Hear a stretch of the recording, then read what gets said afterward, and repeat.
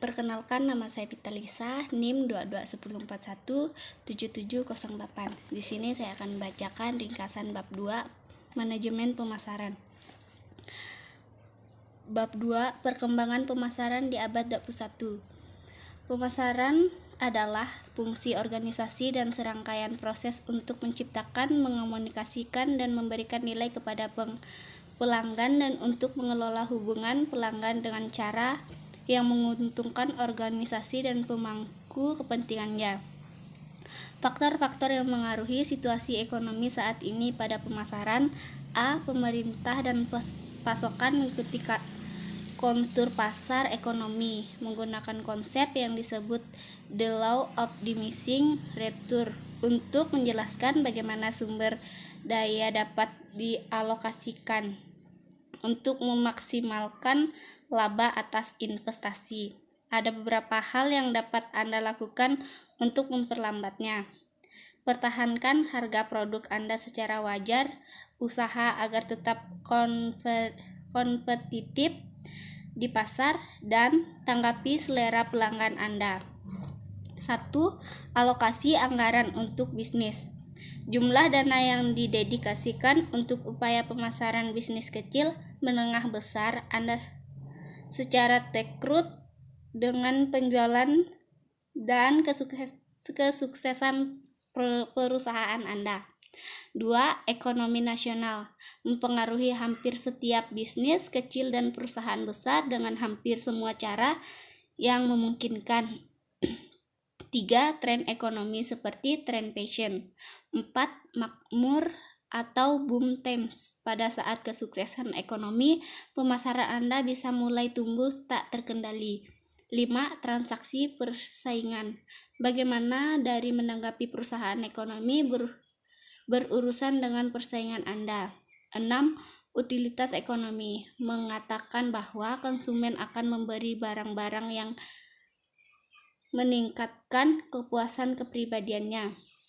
7. Perubahan industri. Terlepas dari perusahaan persaingan atau pasar lebih luas, bisnis terkadang juga harus menghadapi perubahan dalam industri tempat mereka beroperasi.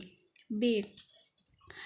Pemasaran di Indonesia. Di Indonesia terdapat beberapa pasar regional yang besar dan lebih banyak ceruk pasar dan pasar mikro.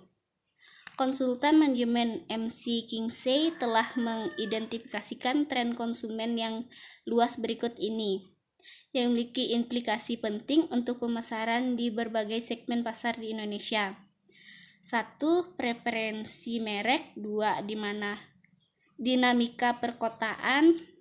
3. Menuju pasar. 4. Menjadi digital.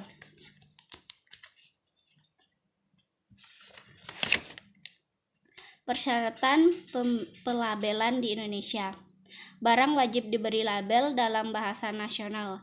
Bahasa Indonesia. Persetujuan untuk menghilangkan pelabelan bahasa Indonesia harus diperoleh dari Jaksa Agung Indonesia. C. Peluang pemasaran di Indonesia. 1. Profil konsumen. Usia median di Indonesia adalah 29,7 tahun pada tahun 2020. 26,2% penduduk berusia antara 0 dan 14 tahun. 67,7% berusia antara 15 dan 64 tahun. Dan 6,0% berusia 65 tahun ke atas. Di Indonesia penduduk lebih dari 270 juta jiwa. Separuhnya adalah laki-laki dan separuhnya lagi perempuan. 56,4% penduduknya adalah perkotaan, dan kota utama dalam hal jumlah penduduk adalah Jakarta, Surabaya, Medan, dan Bandung. Rumah tangga di Indonesia cenderung besar, 3,9 ukuran rumah tangga rata-rata. 2. Daya beli konsumen di Indonesia.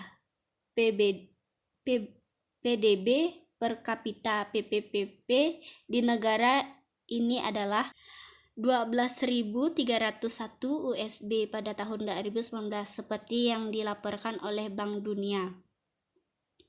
3. Perilaku konsumen di Indonesia. Indonesia telah mengalami tingkat pertumbuhan yang konsisten selama beberapa tahun, yang tercermin dari peningkatan kependapatan termasuk pendapatan yang dapat dibuang, sehingga meningkatkan pengeluaran rumah tangga secara keseluruhan.